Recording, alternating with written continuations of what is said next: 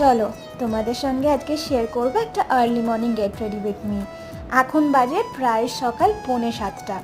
দক্ষিণেশ্বরের মায়ের ডাক পড়েছিল, নয়তো কি আর এরকম হুট করে মায়ের কাছে যাওয়া যায়।